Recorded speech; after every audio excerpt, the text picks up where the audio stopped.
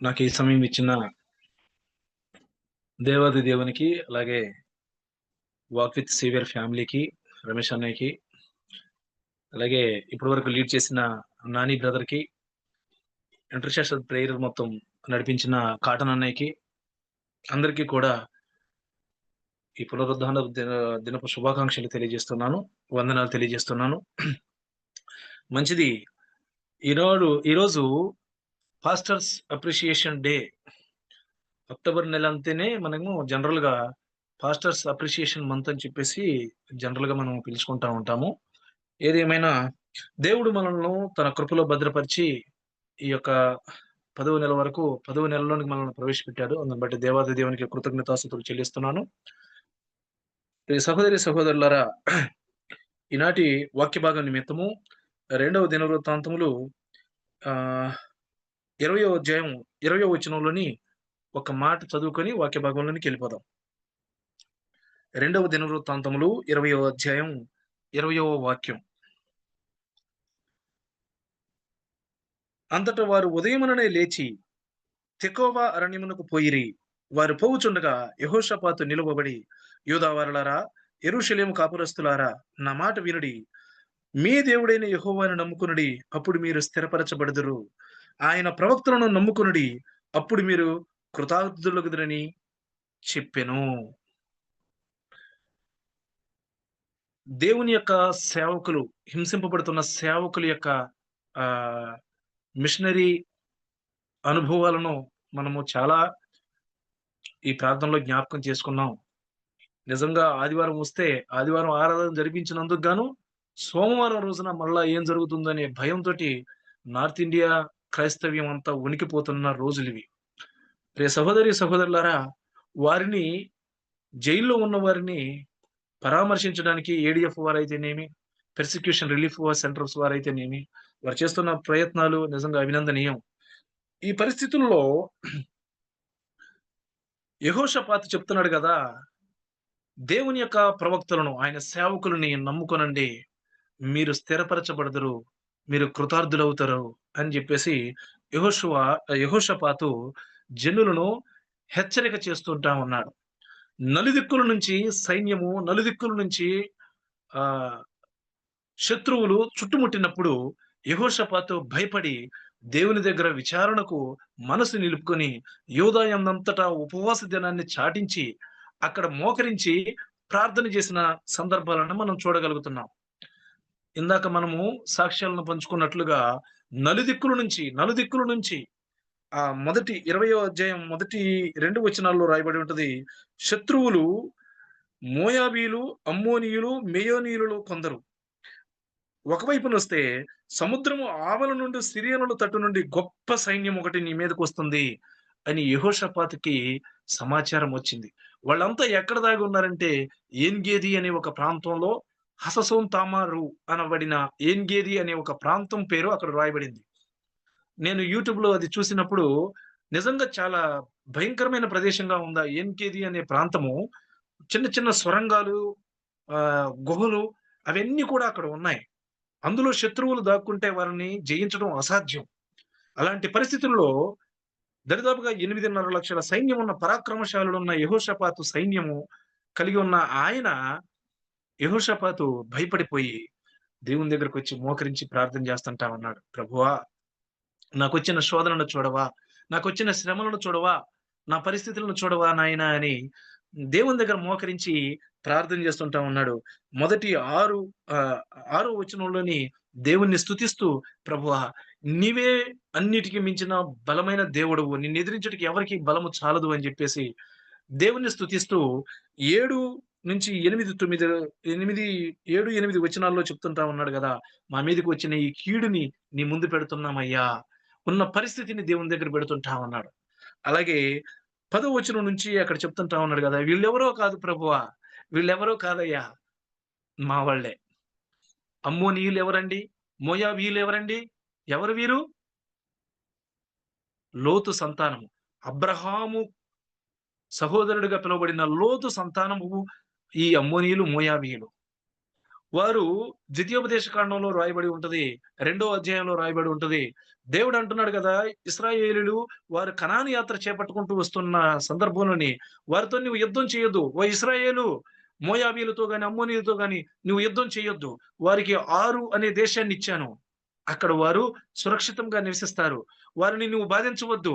వారి జోలికి నువ్వు వెళ్ళొద్దు అని దేవుడు చెప్తే, ఇశ్రాయేలీయులు వారిని విడిచి వారిని దాటుకొని వచ్చారంట. ఇప్పుడు అదే ప్రార్థనను యెహోషాపాతు ఇక్కడ పెడుతున్నాడు. అయ్యా! నువ్వు ఆ రోజు వారికి ఉపకారం చేశావే, ఈరోజు వారు మాకు ఎలా ప్రత్యుపకారం చేస్తున్నారో ఒక్కసారి దృష్టించు ప్రభువా అని ప్రార్థన చేస్తుంటా ఉన్నాడు. నిజంగా మన బలహీనతలు ఎవరికి తెలుస్తాయండి? మన కష్టాలు, మన శ్రమలు అయిన వాళ్ళకి చెప్పుకుంటాం. మనకు దగ్గరగా ఉన్న వారికి చెప్పుకుంటాం. కానీ వారే మన మీదకి ఒకరోజు తిరగబడిస్తే పరిస్థితి ఎలా ఉంటది? నిందలు, అవమానాలు ఇవన్నీ మన మీదకి దాడి చేస్తుంటా ఉంటే ఎలా ఉంటది? ఏదో మనల్ని ఆదరించే వారులే అని మన కష్టాలు, మన ఇంటి గుట్టు, మన యొక్క సమస్యలు వారికి చెప్పుకుంటే రేపటి రోజున వాళ్ళే తిరగబడి మన మీదకి సైన్యమై, మహా సైన్యమై తిరిగి వచ్చి మన మీద దాడి చేయటానికొస్తే ఏ విధంగా ఉంటది? ఓబద్య ప్రవక్త చెప్తుంటా ఉన్నాడు గదా! ఓ ఎదోము ప్రజలారా! ఇశ్రాయేలీయులు కష్టంలో ఉన్నప్పుడు ఎదోము ఎవరండి? యాకోబు అన్నయైన ఏశావు సంతానమే ఎదోమీయులు. ఎదోమీయులంట ఇశ్రాయేలీయులు కష్టాల్లో ఉన్నప్పుడు ఎప్పుడు వారి మీద పడి వారిని దోచుకుందామా? ఎప్పుడు వారు అణపపడతారా? ఎప్పుడు వారు కృంగిపోతారా అని చూస్తున్నారంట. అలాంటి పరిస్థితుల్లో దేవుడు అంటున్నాడు గదా! "నువ్వు అలా చేయకూడదు గదా! ఓ ఎదోము ప్రజలారా నువ్వు అలా చేయకూడదు గదా! ఎందుకు అలా చేసావు నువ్వు? నేను నిన్ను తొక్కివేస్తాను. నీ గర్వాన్ని అణిచివేస్తానని" ఓబద్య ప్రవక్త ఆ ప్రవచన రూపంలోనే సెలవిచ్చిన మాటలను మనం చూస్తుంటా ఉన్నాం. ఈ ఎదోము ప్రజలైతేనేమి, అమ్మోనీయులు, మోయాబీయులు వీరంతా కూడా నలుదిక్కుల నుంచి యెహోషాపాతు మీదకొచ్చినప్పుడు యెహోషాపాతు ప్రార్థన చేసి దేవుని దగ్గర గొప్ప విజయాన్ని పొందుకున్నాడండి. దేవుడు యెహోషాపాతుతో ఏం మాట్లాడాడో తెలుసా? "ఈ యుద్ధం మీరు కాదు, నేనే చేస్తానని" అంటున్నాడు. అలాగా యెహోషాపాతు "వారు నీ మీదకొచ్చారా? అయితే నువ్వు కత్తి పట్టుకో తప్పులేదు" అని దేవుడు వారిని సమర్థించలా. తన యొక్క మాటకి దేవుడు దేవుడు తన మాట నుంచి తప్పుకోలేదు. దేవుని ప్రజలకి ఏ ఆజ్ఞనైతే ఇచ్చాడో, ఆ ఆజ్ఞకు లోబడి ఇశ్రాయేలీయులు లేక యూదులు ఆయన ఎదుట మోకరించి ప్రార్థన చేసి, ఉపవాసం ఉండి ప్రార్థన చేశారంట. గొప్ప విషయం ఏంటంటే వారు ఉపవాసం ఉండి ప్రార్థన చేశారు. ప్రార్థన చేసి దేవుడిని బ్రతిమాలుకుంటే దేవుడు చెప్తున్నాడు గదా! ఈ యుద్ధము మీరు కాదు నేనే చేస్తాను అని జెప్పేసి దేవుడు సెలవిచ్చాడు. గొప్ప విజయాన్ని నిజంగా దేవుడు అక్కడ ఎంత గొప్ప విజయాన్ని ఇచ్చాడంటే, ఈరోజు ఉపవాసం ఉన్నోడు రేపు కత్తి పట్టుకొని యుద్ధానికెళ్ళాలంటే ఎలాంటి పరిస్థితండి? ఎంత బలహీనంగా ఉంటారు. ఒకరోజు ఉపవాసం ఉండి మరుసటి రోజు పని జేసుకోవాలంటేనే మనకు ఓపిక ఉండదు. కానీ యుద్ధానికే ఎళ్ళమంటున్నాడు. నిజంగా ఆ ప్రజలు ఎంత విశ్వాసంతో, ఎంత బలమైన విశ్వాసంతో వెళ్లుంటారో కదా! ఆ విధంగా వారు ఎళ్లి గొప్ప విజయాన్ని సవిచూశారు. ఆ ఎళ్ళే క్రమంలోనే యెహోషాపాతు ఈ మాటలు చెప్తున్నాడన్నమాట. యూదావారులారా, ప్రజలారా యెహోవా ప్రవక్తలను నమ్ముకొనండి. ఆయన సేవకుల యందు లక్ష్యం ఉంచండి. ఈనాడు మన మందిరాల్లోని ఈ వాక్యాన్ని మనం ఉదయాన్నే వినే ఉంటాము. కానీ మరి ఒకసారి సేవకుల అప్రిసియేషన్ దినోత్సవం సందర్భంగా ఈరోజు నేను ఆ మాటలను నేను మీకు ఒక్కసారి జ్ఞాపకం చేస్తుంటా ఉన్నాను. దేవుడు ఒక సైన్యమై, ఒక సమూహమై మన మీదకొచ్చిన శత్రువులందరిని కూడా చెదరగొట్టే దేవాతి దేవుడు. మంచిది. ఈనాటి వాక్య ధ్యానం నిమిత్తము యెషయా గ్రంథము 62వ అధ్యాయం 1, 2 వచనాలు ధ్యానం చేద్దాం. ఎవరైనా చదివి సహాయం చేయగలరా? యెషయా గ్రంథము 62వ అధ్యాయం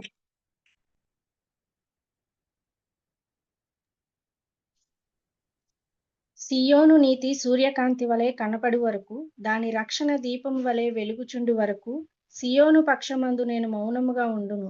యెరూషలేము పక్షమందు నేను ఊరకుండను. జనములు నీ నీతిని కనుగొనును. చలము.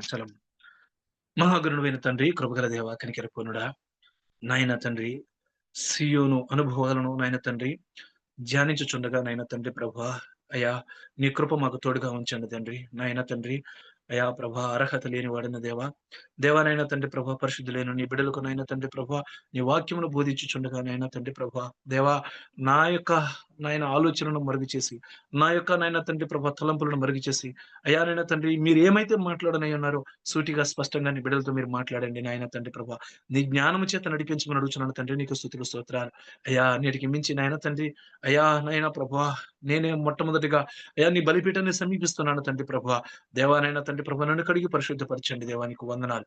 నీ మాటలు నాలో నుండి నాయన తండ్రి ప్రభా, అయ్యా నీ బిడ్డలకు వెళ్ళుచుండగా నాయన తండ్రి, శ్రేష్టమైన పవిత్రమైన పరిశుద్ధమైన అయ్యా నాయన తండ్రి మీ మాటలు నాయన తండ్రి అయ్యా ఫలించినట్లు నీ కృప చూపించమని నా ప్రియరక్షకుడైన యేసుక్రీస్తు వారి శ్రేష్టమైన నామమున వేడుకొంచున్నాను తండ్రి. ఆమేన్, ఆమేన్. మంచిది. సహోదరి సహోదరులారా, గతంలోనే మనము సియోనులో నిర్విచారముగా ఉన్న వారికి శ్రమ అనే వాక్య భాగాన్ని మనము ధ్యానం చేశాము. మీకు గుర్తుందో లేదో, ఆ తర్వాత కాటన్ అన్నయ్య గారు నడిపించారు. ఆ తర్వాత రమేష్ బ్రదర్ కూడా నడిపించారు. సియోనులో నిర్విచారముగా ఉన్న వారికి ఎందుకు శ్రమ? ఏ విచారం లేకుండా బ్రతికితే ఏంటి? అన్న సందర్భాలను మనం చూసాము. అయితే సియోను పాడైపోయింది, సియోను పడిపోయింది, సియోను పతనావస్థకు చేరుకున్నది అనే భాగాన్ని మనం ధ్యానం చేసి, ఆ దినాన ఆహ్, ఏ విధంగా తమ పట్టణాన్ని రక్షించుకోవడం కొరకు ప్రజలు ముందుకు రావాలి అన్న అంశం మీద ఆ రోజు మనం ధ్యానం చేశాము. ఈరోజు సియోను నీతి సూర్యకాంతి వలె కనబడు వరకు, దాని రక్షణ దీపము వలె వెలుగుచుండు వరకు, సియోను పక్షమందు నేను మౌనముగా ఉండను, యెరూషలేము పక్షమందు నేను ఊరకుండను అని దేవుడు, దేవాతి దేవుడు యెషయా భక్తుడు ద్వారా సెలవిస్తుంటా ఉన్నాడు. ప్రియ సహోదరి సహోదరుడా, సియోను పడిపోయిన మాట వాస్తవమే. సియోను పతనావస్థకు చేరుకున్న మాట వాస్తవమే, కానీ దానిని అలా వదిలేసే దేవుడు కాదండి. తన మాట విననంత మాత్రంలో దేవుడు తన బిడ్డలను విడిచేవాడు కానే కాదు. మనము మన బిడ్డలు పడిపోతే, మన బిడ్డలు మన మాట వినక ఆహ్, మన యొక్క దూరం అయిపోతుంటా ఉంటే, మన హృదయము వేదన చెందుతుంటదే తప్ప, వారిని దూరం చేసుకొని, వారిని పర్మనెంట్‌గా వారిని విడిచిపెట్టే ఆలోచన మనకు రాదు. ఇదే వాత్సల్యము. దేవుడు నిమిషం మాత్రము నేను నీ మీద కోపపడితిని గాని, గొప్ప వాత్సల్యంతో నేను నిన్ను సమకూర్చబోతున్నానని వాగ్దానం చేసిన దేవుడు మన దేవుడు. సియోను పడిపోవడానికి ఎన్నో కారణాలున్నాయి. సియోను యొక్క ప్రాశస్త్యాన్ని మనం ఒకసారి జ్ఞాపకం చేసుకుంటే, కీర్తనలు 132వ కీర్తన, 132వ కీర్తన 13వ వాక్యం, 14వ వాక్యాన్ని గాని ఎవరైనా చదువుతారా? యెహోవా సీయోనును ఏర్పరచుకుని ఉన్నాడు, తనకు నివాస స్థలముగా దాన్ని కోరుకుని ఉన్నాడు. ఇది నేను కోరిన స్థానము, ఇది నిత్యము నాకు విశ్రమ స్థానముగా నుండును. ఇక్కడనే నేను నివసించెదను. చాలమ్మా, చాలమ్మా. దేవానికి స్తోత్రం. దేవుడు సియోనును కోరుకొని ఉన్నాడు. దేవుడు దానిని నిత్యము, నిత్యము విశ్రమ స్థానముగా దానిని కోరుకొని ఉన్నాడంట. భక్తుడు పాట రాశాడు గదా! ఓ యెరూషలేమా, దేవుని పట్టణమా, ఎంతటి ధన్యత నీది అని ఆ యొక్క పాటలోని యెరూషలేము, ఆ సీయోను పురము యొక్క ప్రాశస్త్యాన్ని వివరించడం జరిగింది. దేవుడు తనకు నివాస స్థలముగా కోరుకునే దాన్ని విడిచిపెట్టిన మాట వాస్తవమే. విడిచిపెట్టడానికి గల కారణాలను కూడా మనం విశ్లేషించాం. సియోను పతనం అవ్వడానికి, దేవుని యొక్క పట్టణము పడిపోవడానికి గల కారణాలను మనము విశ్లేషించాము. ఈరోజు చెప్తున్నాడు గదా! ఇది నేను కోరుకున్న స్థానము, ఇది నిత్యము నాకు విశ్రమ స్థానముగా ఉంటదని దేవాది దేవుడు సెలవిస్తుంటా ఉన్నాడు.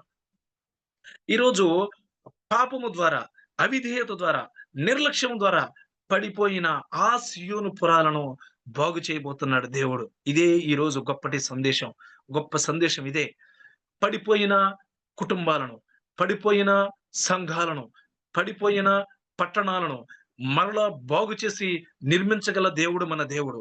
దానిని పునరుద్ధరించగలిగిన దేవుడు మన దేవుడు. క్రైస్తవ జనాంగమా, దేవుడు మనకిచ్చిన శక్తులలో గొప్ప శక్తి ఏంటో తెలుసా? పునరుద్ధానపు శక్తి. మరణించి నిన్ను పాతి పెట్టినా సరే, మరలా దేవుడు నిన్ను తిరిగి లేవనెత్తుతాడు. అదే గొప్ప విశ్వాసము క్రైస్తవులకి ఇవ్వబడిన వరం. సియోను పడిపోవడానికి గొప్ప కారణాలు ఆత్మీయ నిర్లక్ష్యం.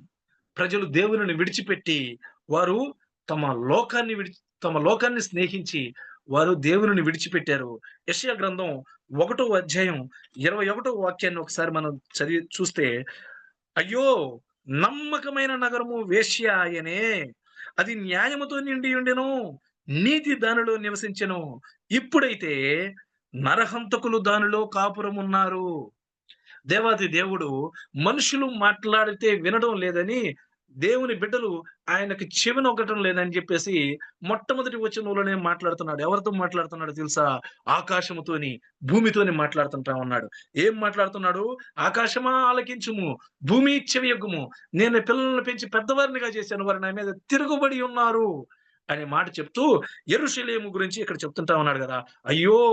నమ్మకమైన నగరము. నమ్మకమైన నగరం ఏమైపోయిందంట? వేశ్య అయిపోయిందంట. ఒకప్పుడు దాంట్లో న్యాయం ఉన్నది. ఇప్పుడు నీతి అప్పుడు నీతి ఉన్నది. ఇప్పుడు నీతి లేదు. నరహంతకులు దానిలో నివసిస్తుంటా ఉన్నారు. ఆత్మీయమైన నిర్లక్ష్యము ఆ యొక్క సీయోను పుర నివాసులు ఆనాడు అనుభవించారు. ఈనాడు కూడా అదే పరిస్థితిని మనము చూస్తుంటా ఉన్నాం. దేవుని వాక్యం నుండి దూరమైపోయిన ఆ సీయోను ప్రజలు తమ యొక్క అంతరంగిక శక్తిని కోల్పోయారండి. బలహీనులైపోయారండి. మనము ఎప్పుడు శత్రువు చేత జయింపబడతామో తెలుసా? శత్రువు ఎప్పుడు మన మీద దాడి చేస్తాడు? మన మోకాళ్ళు బలహీనంగా ఉన్నప్పుడే, మన శరీరము బలపడి ఆత్మను త్రొక్కిపట్టినప్పుడే శత్రువు మన మీద ఆయుధాలు ప్రయోగిస్తాడు. ఆ విధమైన ఆయుధాలు ప్రయోగించేసి దానిని పడగొట్టేశాడు. నెక్స్ట్ విగ్రహారాధన భౌతికపరమైన వాటి మీద వారు ఆసక్తి చూపించడం ద్వారా సియోను పడిపోయింది. సియోను పతనావస్థకు గల కారణాలు చెప్తుంటా ఉన్నాను. మొట్టమొదటిది ఆత్మీయ నిర్లక్ష్యం అయితే, రెండవది విగ్రహారాధన, లోకాన్ని ప్రేమించడం. సియోను ప్రజలు దేవుని యొక్క ఆహ్, నామమును, ధర్మశాస్త్రమును, ఆజ్ఞలను విడిచిపెట్టేసి వారు దేవునిని విడిచిపెట్టి లోకాన్ని స్నేహించారు. ఎవడు లోకమును స్నేహించునో వాడు దేవునికి విరోధిగా మార్చబడతాడు. దేవునికి వానికి సంబంధం లేదు. దేవుని వాక్యం సెలవిస్తుంది గదా! వ్యభిచారిణులారా, వ్యభిచారులారా అనే మాటని సంబోధిస్తుంటా ఉంది. ఆత్మీయ వ్యభిచారంలోనికి ఇశ్రాయేలీయులు వెళ్ళిపోవడానికి గల కారణం ఏంటంటే విగ్రహారాధన, భౌతిక ఆసక్తి. నెక్స్టు నాయకత్వ లోపం వల్ల ఇశ్రాయేలీయులు పడిపోయారు.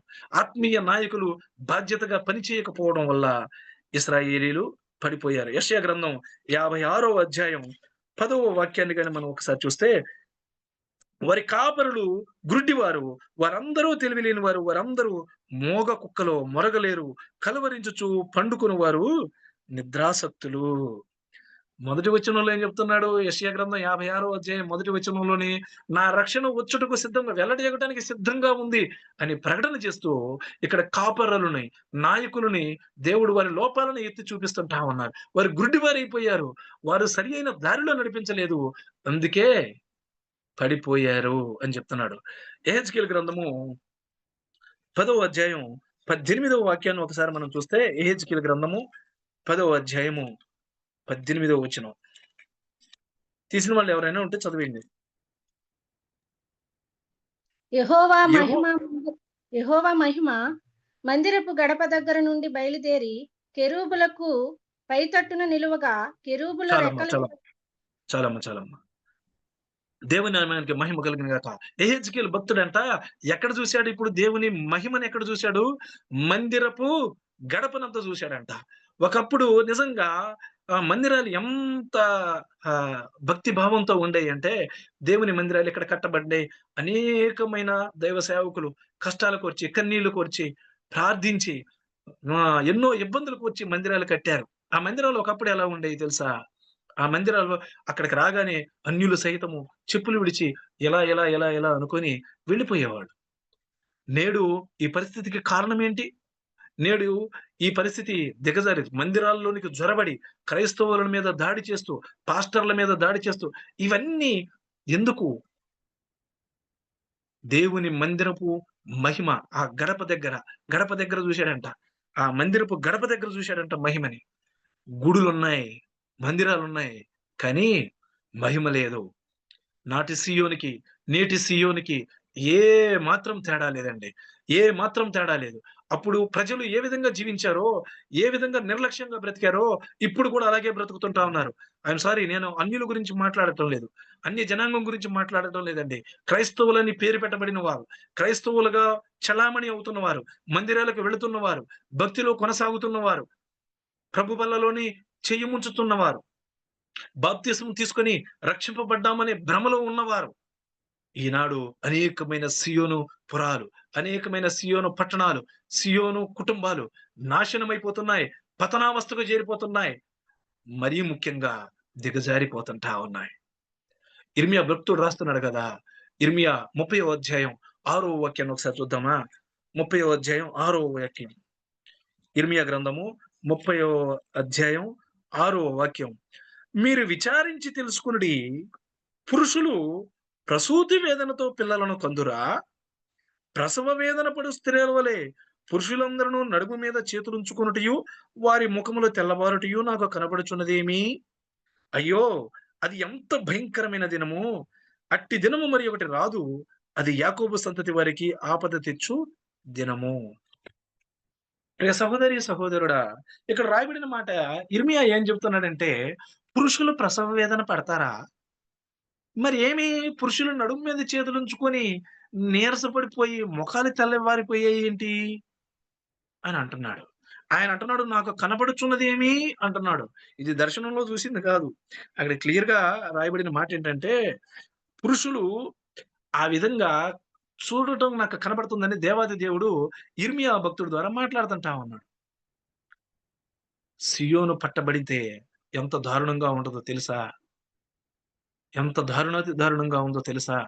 ధర్మశాస్త్రంలో ఇవ్వబడిన ఆ యొక్క దీవెన వచనాలు ద్వితీయోపదేశ కాండం 28వ అధ్యాయం మొదటి భాగ్యంలో చదువుకొని అక్కడితో బైబిల్ మూసేసి వెళ్ళిపోయే మనకి ఆ కింద భాగంలో ఉన్న శాపగ్రస్తమైన శాపాలన్నీ కూడా దేవుని మాటకు తిరుగుబడితే, దేవుని మాటకు అవిధేయత చూపిస్తే దేవుడు ఏ విధంగా శిక్షిస్తానన్నాడో ప్రతిదీ కళ్ళారా చూసిన భక్తుడు ఇర్మియా. ఆయన అంటున్నాడు గదా! నాకు కనబడుతుంది. ఏం కనబడుతుందంటే, పురుషులంట నడుము మీద చేతులు పెట్టుకొని ప్రసవ వేదన పడుతున్న ఆ వేదనను చూస్తుంటా ఉన్నాడంట. పురుషులు ఏడుస్తారా? పురుషులు ప్రార్థిస్తారా అసలు? పురుషులకి విజ్ఞాపన చేయటం వచ్చా? పురుషులకి రోదన వచ్చా? పురుషులు అంగలార్పు విద్యని నేర్చుకున్నారా? ఎక్కడిది? పసిబిడ్డలు విలాప వాక్యాల్లో రాయబడింది. పసిబిడ్డలు తల్లి రొమ్మున ఆనుకొని, అమ్మా అన్నమేది? రొట్టె ఏది? అని అడుగుతూ చనిపోవడాన్ని ఇర్మియా కళ్ళారా చూశాడు. భాగ్యవంతులైన స్త్రీలు తమ బిడ్డలను వండుకొని తినడాన్ని ఇర్మియా చూశాడు. పురుషులు ఏడుస్తారా? ప్రార్థన చేస్తారా పురుషులు? బ్రదర్, మా బ్రదర్ గారికి ప్రార్థన చేయరండి. ఆయన సంఘ పెద్ద గారు గాని ప్రార్థన చేయరండి ఆయన. ప్రార్థన చేయరు. మరి ఏటి చేస్తారు? సువార్తలు వాడబడతారు బ్రదర్ బలక. పరిచర్యలు బాగా వాడబడతారు. పురుషులు ప్రార్థన చేస్తే దేవుడు గొప్పగా ఆలకిస్తాడు. విజ్ఞాపన, ప్రార్థన, రోదించటం, అంగలార్పుడు, గోనెపట్ట కట్టుకోవడం, ఈ విద్యలన్నీ పాత నిబంధన గ్రంథం అంతట్లో చూడండి. పాత నిబంధన గ్రంథం అంతట్లో విశ్లేషించండి. ఎవరైనా ఉన్నారా? ఒకసారి చూద్దాం. ఎస్తేరు గ్రంథం 4వ అధ్యాయంకి పోదాం. ఎస్తేరు గ్రంథము, ఎస్తేరు గ్రంథము 4వ అధ్యాయం. 4వ అధ్యాయం మొదటి వాక్యం. జరిగినదంతయు తెలియగానే మొర్దెకై తన బట్టలు చింపుకొని, గోనె పట్టలు వేసుకొని, బూడిద పోసుకొని పట్టణము మధ్యకు బయలు వెళ్లి మహాశోకముతో రోదనము చేసి రాజు గుమ్మము ఎదుటికి వచ్చెను. గోనె పట్ట కట్టుకొనిన వాడు రాజు గుమ్మమున ప్రవేశింపకూడదన్న ఆజ్ఞ కలదు. ఎస్తేరు గ్రంథం అంతట్లో కూడా మన ప్రియ సహోదరీలందరూ కూడా ఎస్తేరు గ్రంథాన్ని జ్ఞాపకం చేసుకుంటూ, ఎస్తేరు ఏ విధంగా దేవుని చేత కరుణింపబడి యూదా ప్రజల యొక్క రక్షణ కొరకు తనను తాను సిద్ధం చేసుకొని త్యాగపూరితమైన ఆ యొక్క భక్తి జీవితాన్ని కొనసాగించిందన్నదాన్ని ధ్యానం చేస్తుంటా ఉంటారు. రియల్‌గా చూడాలంటే ఎస్తేరుని తయారు చేసిన వాడు మొర్దెకాయ్. ఎస్తేరుని ఆ విధంగా పెంచిన వాడు మొర్దెకాయ్. ఎస్తేరు లాంటి యవనస్తులను, యువకులను ప్రోత్సహించాల్సిన, మొర్దెకైలో లేవాల్సిన తరుణం ఇది. సియోను పురములో ఇలాంటి వారు ఉండడాన్ని బట్టి దేవుడు కనికరిస్తాడేమో ఒకసారి చూడాలి. మొర్దెకై అంటున్నాడు కదా! మొర్దెకైకి ఏం వార్త తెలిసింది? దుష్టుడైన హామాను యూదులను చంపుటకు గాను సొమ్ము సంచి, ఖజానా నుంచి సొమ్ము సంచి తూచి రాజు దగ్గరకు పట్టుకొని, ఇదిగో యూదా జనాంగాన్ని చేయడానికి నీకు ఏమి తక్కువైనా నేనిస్తాను. ఇదిగో సొమ్ము సంచి నా చేతిలో ఉంది అని మాట్లాడుతున్న మాటలు వినగానే మొర్దెకై గుండె పగిలిపోయింది. బట్టలు చింపుకున్నాడు. గోనెపట్ట కట్టుకున్నాడు. రాజు గుమ్మం ఎదుటకొచ్చి పొర్లి పొర్లి ఏడుతుంటా ఉన్నాడు. ఏడుతుంటా ఉన్నాడు. ప్రియ సహోదరి, సహోదరుడా, పురుషులు ప్రార్థన చేస్తుంటా ఉంటే, పురుషులు ఏడుస్తుంటా ఉంటే, సహోదరీలందరికీ, మీ అందరికీ ప్రత్యేకంగా నేను వేడుకుంటున్నాను. దయచేసి ప్రార్థించే పురుషులను, ఏడిచే పురుషులను లోకరీతిగా మీరు చూడొద్దమ్మా. ఏడిచే మగాడిని నమ్మకూడదు అనేది లోకరీతమైన ఆలోచనది. పురుషులు బలహీనమైన మనస్తత్వం గలవారు కారు. పురుషులు బలహీనమైన మనస్తత్వం గలవారు కారే కారు. నా యొక్క స్వకీయమైన సాక్ష్యం ఏంటంటే, నా సహోదరుడు ఎప్పుడు కన్నీరు కార్చి ప్రార్థన చేస్తుంటా ఉండేవాడు. మా కుటుంబంలోనే మొట్టమొదట రక్షింపబడిన సహోదరుడు మా అన్నగారు, మా పెదనాన్న గారి కొడుకు సంసోను. తండ్రి, ఏంట్రా, ఎందుకురా ఇలా ఏడుస్తున్నావు? మోకాళ్ళ మీద పడి ఏడుతుంటా, ఏం పాపం చేశావంటే, నాన్నా నేను పాపిని, నేనే కాదు మీరు కూడా పాపులే. మీ యొక్క రక్షణ కోసం నేను ప్రార్థన చేస్తున్నాడు. ఏం తప్పు చేశావురా అని కొట్టేవాడు. మా తాతగారి దగ్గరకొచ్చి ఆడు ఏడుతుంటా ఉన్నాడు. ఆడంగుడిలాగా ఏడుతుంటా ఉన్నాడని మా మా అన్నయ్య మీద నెపం మోపితే, ఆనాడు నేను నిర్ణయించుకున్నది ఏంటో తెలుసా? ఎట్టి పరిస్థితుల్లో నేను ఏడవకూడదని. ప్రియ సహోదరి, సహోదరులారా, వాక్యం చదివేవాడిని. వాక్యం బాగా పఠించేవాడిని, ధ్యానం చేసేవాడిని, వాక్యాన్ని బోధించేవాడిని. ప్రార్థన అనగానే లోపల నవ్వుకుంటా ఉండేవాడిని. ప్రార్థన చేయటానికి ఎక్కువ ఇష్టపడేవాడిని కాదు. ఎలా పట్టుకున్నాడో పరిశుద్ధాత్ముడు. ఎలా పట్టుకున్నాడో. ఇప్పుడు కాటన్ అన్నయ్య ప్రతి సందర్భాన్ని వివరించి చెప్తుంటా ఉన్నప్పుడు కళ్ళంట దుఃఖం వచ్చేస్తుంటా ఉంది. హెబ్రీ పత్రికలో రాయబడిన మాటలు ఉన్నాయి గదా! మీరు కూడా బంధకములలో ఉన్న వారి వలె మిమ్మల్ని మీరు తలంచుకుంటూ ఆ విధమైన శ్రమలలో మీరు ఉన్నారని అనుకుంటూ ప్రార్థన చేయమని అంటుంది గదా! పురుషులు విజ్ఞాపన చేస్తారు. పురుషులకు విజ్ఞాపన చేయటం వచ్చండి. పురుషులకు రోదించటం వచ్చు. పురుషులు మోకాళ్ళ మీద పడి దేవుని బ్రతిమాలుకుంటారు. బట్టలు చించుకుంటారు. స్త్రీలు చేయలేరు ఆ పని. బట్టలు చించుకోగల పరిస్థితి స్త్రీలు తెచ్చుకోలేరు. పురుషులారా వింటున్నారా? వింటున్నారా? వింటున్నారా? ఇది మనకు దేవుడిచ్చిన వేదన. సియోను పురాలు పాడైపోతున్నాయి. పసి పిల్లల నశించిపోతున్నారు. ఆకలికి తట్టుకోలేకపోతుంటా ఉన్నారు. స్త్రీలు సహితము వేదనలకు గురవుతున్నారు. వారు బానిసలుగా మార్చబడి వారు సెక్సువల్ హెరాస్మెంట్ కు గురవుతుంటా ఉన్నారు. ఈ పరిస్థితుల్లో పురుషులారా మౌనంగా ఉండొద్దు. దేవుడు మనకి ఒక స్థితినిచ్చాడు. మనకి దేవుడిచ్చిన స్థితి ఏంటో తెలుసా? యెషయా గ్రంథానికి వెళ్ళిపోదాం. యెషయా గ్రంథం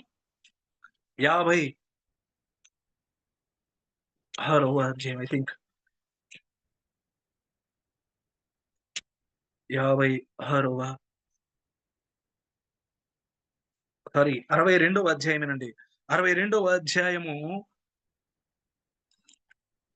6వ వచనం. యెరూషలేమా, నీ ప్రాకారముల మీద నేను కావలి వారిని ఉంచి ఉన్నాను. రేయైనా పగలైనా వారు మౌనముగా ఉండరు. యెహోవా జ్ఞాపకర్తలారా, విశ్రమింపుకుడి. ఆయన యెరూషలేమును స్థాపించు వరకు, లోకమంతటా దానికి ప్రసిద్ధి కలుగు చేయు వరకు ఆయనను విశ్రమింపనీయకుడి. తన దక్షిణ హస్తము తోడని, బాహుబలము తోడని యెహోవా ఈలాగున ప్రమాణము చేసెను. కాపరులను నియమించింది ఎవరండి? ఎవరు? ఆయనే. యెజబేలు యెహోవా ప్రవక్తలందరినీ నాశనం చేస్తుందన్నప్పుడు, యెజబేలు యెహోవా ప్రవక్తలందరినీ సమూల ధ్వంసం చేసేది ఇంకెవరు లేరు అనుకుంటుంది. ఏలీయా భక్తుడు కూడా అలాగే తలంచి పారిపోతూ దేవునికి ఎదురుపడ్డప్పుడు దేవుడు అడుగుతున్నాడు కదా! "ఏలీయా నువ్విక్కడేం చేస్తున్నావంటే" రోషము కలిగి నేనొక్కడినే ఉన్నాను. ఇశ్రాయేలీయులు బలిపీఠాలను పడద్రోశారు. నీ నామాన్ని విసర్జించారు. బయలు దేవతలకు తమ యొక్క సమస్తాన్ని ధారాళంగా ధారపోస్తున్నారు. ఇంక నేనొక్కడినే మిగిలాను ప్రభువా! రోషము కలిగి నేనొక్కడినే మిగిలాను ప్రభువా! అని దేవునికి మొరపెడితే దేవుడేమంటాడో తెలుసా? 750 మంది బయలునకు మోకాళ్ళలోని వారు మోకాళ్ళూనక బయలునకు మోకాళ్ళూనక నాకు ప్రార్థన చేయు భక్తులు 750 మంది ఉన్నారని ఏలియా భక్తుడి యొక్క కన్నులు తెరిచిన దేవుడు ఇక్కడ చెప్తున్నాడు కదా! యెరూషలేమా నీ ప్రాకారముల మీద నేను కావలి వారిని ఉంచి ఉన్నాను. వాళ్ళు రేయింపగళ్ళు నాకు మొరపెడుతూనే ఉంటారు. కావలివాడా, కావలి సహోదరి గత క్రితంలోనే మనము ఒకసారి జ్ఞాపకం చేసుకున్నాం. ఆబేలు బెత్మయక పట్టణానికి చెందిన స్త్రీ ప్రాకారము మీదకెళ్ళి ఎక్కి, "అయ్యో! నా ప్రజలు నశించిపోతారు. నా ప్రజలు ముట్టడి దెబ్బలు కట్టబడ్డాయి. ప్రాకారాలు పడగొట్టబడుతున్నాయి. నా ప్రజలు నశించిపోతున్నారని" చెప్పేసి ప్రాకారము మీదకెక్కిన స్త్రీ, "ఓహో! ఆలకించుడి. ఎవరు యోవాబు అనేవాడు ఎవడు? ఈ పట్టణాన్ని నాశనం చేయడానికి వచ్చిన వాడెవడు? వాడితో నేను మాట్లాడాలని" మధ్యవర్తిత్వం వహించిన యుక్తిగల స్త్రీ ఉన్నట్లే ఇక్కడ చెప్తున్నాడు కదా! నేను కావలి వారిని నియమించాను. కావలి వారు కేకలు వేస్తారు. రేయింబవళ్ళు కేకలు వేస్తారు. "ఓ ప్రభువా! మా దేశాన్ని దృష్టించండి. అన్యులైన వారు, ఇదిగో నాయనా తండ్రి ఈ చీకటిలో ఉన్నవారు, వారు ఏమీ తెలియక నీ యొక్క సేవకులను, మిషనరీలని హింసిస్తూ, జైలులో పెడుతూ, వారు తమ యొక్క భౌతికమైన ఆనందాన్ని పొందుతున్నారయ్యా" అని విజ్ఞాపనించే విజ్ఞాపనకర్తల కొరకు దేవుడు ఎదురు చూస్తుంటా ఉన్నాడండి. నాశనమైపోతున్న సీయోను పురములో, నాశనమైపోతున్న పట్టణములలో, నాశనమైపోతున్న దేశాల్లో, నాశనమైపోతున్న కుటుంబాల్లో దేవుడు ఏం కోరుకుంటున్నాడంటే కావలి వారిని కోరుకుంటున్నాడు. కావలి వారిని కోరుకుంటుంటా ఉన్నాడు. ఇక్కడ మొర్దెకై అంటున్నాడు కదా! ఎస్తేరు తోటి ఆ యొక్క గుమ్మములో ఏముందంట? గోనె పట్ట కట్టుకున్నవాడు రాజు గుమ్మము దగ్గరికి రావడం నిషేధం. ఎస్తేరు మాత్రమే కాదండి. మొర్దెకై కూడా రాజు ఆజ్ఞను మీరడానికి నేను నశించినా నశిస్తాను. నశించినా నశిస్తాను. దేవుని ప్రజలు ఇదిగో మా మీదకి రాబోతుంది ఉగ్రత. వారెక్కడున్నారు? యూదా జనాంగంలో ఉన్నారా? ఇశ్రాయేలు దేశంలో ఉన్నారా? మనలాగా కంఫర్ట్ జోన్‌లో ఉన్నారా? లేదండి. ఇక్కడిలాగానే నార్త్ ఇండియాలో ఎలాగైతే మత మార్పిడి నిరోధక చట్టాలున్నాయో, యాంటీ కన్వర్షన్ బిల్లులు ఉన్నాయో, అలాంటి చోటనే రాజును తప్ప వేరొకరిని పూజించకూడదని శాసనాలు పుట్టిన చోటనే భక్తులు దేవుని యొక్క గొప్ప కార్యాలను చూపించడం కొరకు, మనకు సాక్షిగా నిలబడడం కొరకు దేవుడు ఒక పాత్రలుగా వారిని వాడుకున్నారండి. అలాంటి పాత్రల కోసం దేవుడు ఎదురు చూస్తుంటా ఉన్నాడండి. అలాంటి పాత్రల కోసం దేవుడు ఎదురు చూస్తుంటా ఉన్నాడు. సీయోను పురాన్ని బాగు చేయాలంటే విజ్ఞాపనకర్తలు అవసరమై ఉన్నదండి. విజ్ఞాపనకర్తల యొక్క అవసరం ఉంది. దేవుడు కరుణగల దేవుడు. అని చెప్తున్నాడు గదా! యెషయా గ్రంథము ఈ 62వ అధ్యాయం మొదటి వాక్యంలో చెప్తున్నాడు గదా! నేను మౌనముగా ఉండను అంటున్నాడు. ఆయన మౌనముగా ఉండడు. కావలి వారిని మౌనముగా ఉండనివ్వడు. యెహెజ్కేలు భక్తుడికి దర్శనాలు చూపిస్తున్నప్పుడు, అబ్బా ప్రభువా! ఎంత గొప్ప ఆధిక్యత! ఎంత గొప్ప దర్శనాలు నేను చూస్తున్నాను. నన్ను పిలుచుకున్నందుకు నీకు స్తోత్రాలు ప్రభువా! అని దేవుణ్ణి స్తుతిస్తున్న యెహెజ్కేలు భక్తుడిని, అయ్యా ఇంతకు పనేంటి ప్రభువా! అని ప్రార్థన చేస్తే దేవుని యొక్క ఆత్మ తీసుకెళ్ళిపోయి చెరపట్టబడిన వారి యొక్క పట్టణాల మధ్యలో ఉంచి అంటుంది గదా! వీరి మధ్య నేను కావలి వారినిగా నిన్ను ఉంచి ఉన్నాను. నువ్వు వెళ్లి ఆ యొక్క ఎత్తైన స్థలముల మీద నుండి వారికి ప్రకటన చేయాలి. ప్రియ సహోదరి, సహోదరుడా, సంఘాలలో స్థిరపడ్డం. ఓ రక్షణ నేను నా కుటుంబము దేవుని సన్నిధిలో రక్షింపబడ్డాం. మేమంతా కూడా దేవుని సన్నిధిలో కొనసాగుతున్నాం. రక్షణలో కొనసాగుతున్నాం. ఆత్మీయమైన అభివృద్ధి ఓ దేవుడు మాకెన్నో ఇచ్చాడు. ఎన్నో పొందుకున్నాం. పడడం మంచిదే. కానీ దేవుడు కావలి వారి కోసం ఎదురు చూస్తుంటా ఉన్నాడు. సెక్యూరిటీ గార్డ్‌గా ఉండడానికి ఎంతమంది ఇష్టపడుతున్నారు? ఈ దేశం యొక్క సెక్యూరిటీ గార్డ్‌గా ఉండటానికి. దేవా! నీ ఉగ్రత, నీ ఉగ్రత నుండి వీరందరూ తప్పింపబడాలి. దేవుడు మనల్ని ఎందుకు రక్షించుకుంటున్నాడండి? రక్షణ ఎందుకు క్రైస్తవులకి? ఏవండీ బాప్తిసం తీసుకోవడం దేనికి? మనము రక్షింపబడటం ఎందుకు? సాతాను కోసమా? సాతాను నుండి రక్షింపబడడం కొరకా? కానే కాదు. తన ఉగ్రత నుండి, తన ఉగ్రత నుండి ఇందాకలా ఇర్మియా గ్రంథంలో రాయబడి ఉంది గదా! అయ్యో! యెహోవా భయంకరమైన ఉగ్రత దినం రాబోతుంది. అట్టిది మరి ఎప్పుడు రాదు అనే మాట రాయబడింది గదా! తన నుండి తప్పించుకోవడం కొరకే ఈ రక్షణండి. దేవుడు ఈ లోకాన్ని మొత్తాన్ని నాశనం చేయబోయే సమయానికి మనము ఈ రక్షణను కాపాడుకుంటే నిలబడతాం. ఓ భక్తుడు ఒక గృహప్రవేశానికి ఒక పాస్టర్ గారిని ఆహ్వానిస్తే, పాస్టర్ గారు ఆ గృహ ప్రవేశం నిమిత్తం ప్రార్థన చేస్తూ అంటున్నాడు గదా! ఉన్న సత్యం చెప్పాలండి.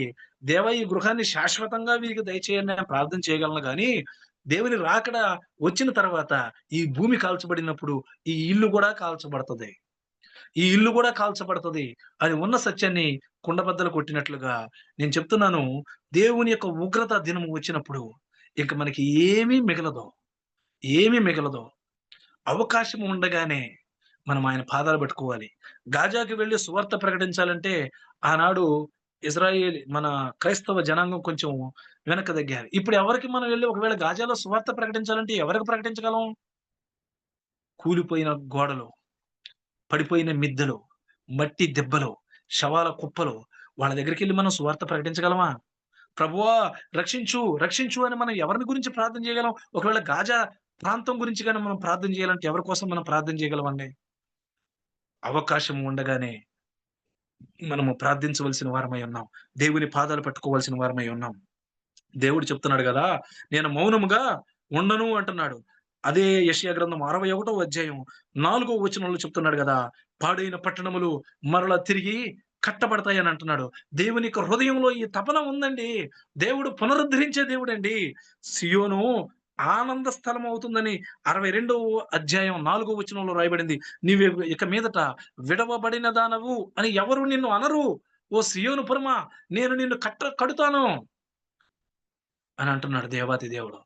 యెరూషలేమా నేను నిన్ను కట్టబోతున్నాను. నీలాంజనములతో నేను నిన్ను కట్టబోతున్నాను. నీలములతో నీకు పునాది వేయబోతున్నానని దేవాతి దేవుడు సెలవిస్తుంటా ఉన్నాడు. దేవుడు సీయోనులు కట్టుచున్నాడు. కట్టబోతున్నాడు. నిలబెట్టబోతున్నాడు. ఆదరణకరమైన మాటలు దేవుడు మన మనకి ఈరోజు మనకు అందిస్తుంటా ఉన్నాడు. అలాగే యెషయా గ్రంథం 62వ అధ్యాయం 2వ వచనంలో అంటున్నాడు గదా! నేను నీకు కొత్త పేరు పెట్టబోతున్నాను అని అంటున్నాడండి. సీయోను కట్టబడిన తర్వాత దేవుడు మనకు నిత్య ఆనందమునిస్తాడు. దేవుడు ఆ యొక్క సీయోను పట్టణాన్ని కట్టిన తర్వాత కొత్త పేరు మనకిస్తాడంట. పరిశుద్ధమైన జనాంగముగా, పాపము లేని వారిగా మనల్ని ఆయన నిలబెట్టబోతున్నాడండి. ప్రియ సహోదరి, సహోదరుడా, కుటుంబాలు నాశనమైపోతున్న సందర్భాలివి. కుటుంబాలు పడిపోతున్న సందర్భాలివి. దేవుడు చెప్తున్నాడు గదా! పిలుస్తుంటా ఉన్నాడు. ఓ కావలివాడా, ఓ కావలి కలిగిన కావలి కత్తె, ఓ స్త్రీ, యుక్తిగల స్త్రీలాగా ప్రాకారములు ఎక్కగలవా? మొర్దెకైలాగా బట్టలు చించుకొని గుమ్మం ఎదుట పొర్లుచు నేను నశించిపోయినా పర్వాలేదు. అప్పుడైనా చావవలసిన వాడనే, ఇప్పుడైనా చావవలసిన వాడనే. నేను ఎస్తేరును కలవాల్సిందే. ఎస్తేరుకి ఈ యొక్క విషయాన్ని చేరవేయవలసిందే. ఎస్తేరుని ప్రిపేర్ చేయవలసిందే. ఇక నా సమయం అయిపోయిందండి. మేమెప్పుడో గొప్ప సేవ చేసామండి. ఎంతో మందికి సువార్త ప్రకటించామండి. రైటే. ఇప్పుడు మనకు దేవుడు కొత్త బాధ్యతనిస్తున్నాడు. ఎస్తేరులను తయారు చేయగలవా? ఎస్తేరులను తయారు చేయగలవా? దేవుడు మనలను పిలుస్తుంటా ఉన్నాడు. ఈ పిలుపుని గాని మనం అందుకుంటే నెహెమ్యాలను కూడా మనము తయారు చేయవలసిన వారము. కంఫర్ట్ జోన్‌లో ఉన్నాం. మంచి ఉద్యోగము, కుటుంబాలు, మంచి ప్రార్థనలు, ఆత్మీయ ఆరాధనలు, సంఘాల్లో బలంగా వాడబడుతుంటా ఉన్నాం. ఇవి కాదు. నెహెమ్యాకి వార్త తెలియగానే ఆ యవనస్తుడి యొక్క గుండె పగిలిపోయింది. ఏమంటున్నాడో తెలుసా రాజుల దగ్గరికెళ్ళి, "అయ్యా! నా పితరుల సమాధులుండు పట్టణము ఏముందిరా ఆ పట్టణంలో? సమాధుల కోసం ఎందుకురా ఏడుస్తున్నావు? సమాధుల కోసమా నువ్వు ఉపవాసం ఉన్నది? అవునయ్యా! ఆ యొక్క పట్టణం యొక్క ప్రాకారములు కాల్చబడ్డాయి. దేవుని మందిరము కాల్చబడింది." ఇలాంటి వారిని తయారు చేసేవారు ఉండాలి. ఇలాంటి వారు నిలబడాలంటే ఆత్మీయమైన ప్రోత్సాహం మనకి అవసరమండి. దయచేసి నేను స్త్రీలందరికి మొరపెట్టుకుంటున్నానండి. ప్రార్థించే పురుషులను ఏడుస్తున్నారు గదా! అని తక్కువ అంచనా ఏయకండి. ఎప్పుడు దొరుకుతాడా? ఎప్పుడు మనకి చిక్కుతాడా? అని ఎదురు చూడడం. ప్రార్థన చేసే పురుషుడిని ఈడేదో చేసాడులే అని తక్కువగా అంచనా వేయకండి. ఏదో కృంగిపోతున్నట్టున్నాడు, దగ్గరికి తీసుకొని ఓదారుద్దాం అని ఎలాంటి ప్రయత్నాలు ఏం చేయకండి. దేవుని ఎదుట మా హృదయాలు కుమ్మరింపబడాలి. మేము చేతులెత్తి ఈ దేశం కొరకు ప్రార్థన చేయవలసిన వారమై ఉన్నాం. అనేక మంది క్రైస్తవ స్త్రీలు విజ్ఞాపన, అంగలార్పు విద్య ఇలాంటి మీటింగులు పెట్టుకొని చాలా చేస్తుంటా ఉన్నారు. బట్ పురుషులకి ఏమీ లేవండి. అసలు మనదేనండి ఇదంతా కూడా. ఈ విజ్ఞాపన, ప్రార్థన అంతా కూడా మనదేనండి. దేవుడు మనకే ఇచ్చాడండి. ఈ బాధ్యతను కలిగి మనము ముందుకెళ్దాం. దేవుడు అట్టి రీతిగా మనల్ని నడిపించును గాక. దేవుడు ఈ మాటలు దీవించును గాక. ఆమేన్.